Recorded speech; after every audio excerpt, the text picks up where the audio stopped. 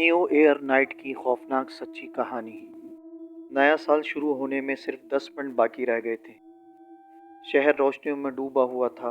आतिशबाजी की आवाज़ें फ़ज़ा को चीर रही थीं और लोग खुशी में एक दूसरे को मुबारकबाद दे रहे थे। इसी शहर के एक पुराने हिस्से में जहाँ वक्त जैसे ठहर सा गया हो, अली अपनी गाड़ी में अकेला घर की तरफ जा रहा था। वो एक निजी इदारे में नाइट ड्यूटी करता था और हर साल की तरह इस बार भी नए साल की रात सड़कों पर ही गुजरी। रास्ता सुनसान था। पुरानी इमारतें, बुझती स्ट्रीट लाइट्स और गहरी खामोशी, सब कुछ अजीब सा लग रहा था। अचानक अली ने सड़क के किनारे एक औरत को खड़ा देखा। सफ़ेद लिबास, खुले बाल और सर झुका हुआ।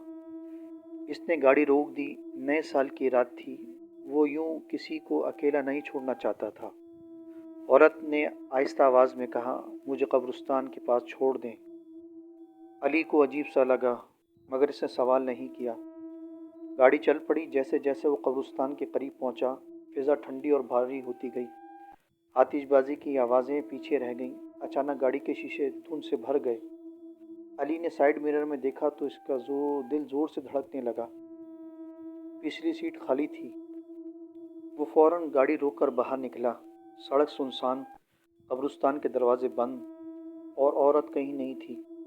घबराहट में इसने गाड़ी दोबारा स्टार्ट की और तेज़ी से वहाँ से निकल गया। अगले दिन अली ने यह वाक़या अपने साथी को बताया। वो खामोश हो गया और बोला, क्या तुम जानते हो, इसी कब्रिस्तान के पीछे पिछले साल नए साल की रात एक औरत हादसे में मर गई थी। वो सफ़ेद लिबास में थी और लोगों से लिफ्ट मांगा करती थी। अली के हाथ से चाय का कप गिर गया। चंद दिन बाद तजस्सुस में आकर अली ने मुकामी अखबार की पुरानी फाइलें देखी।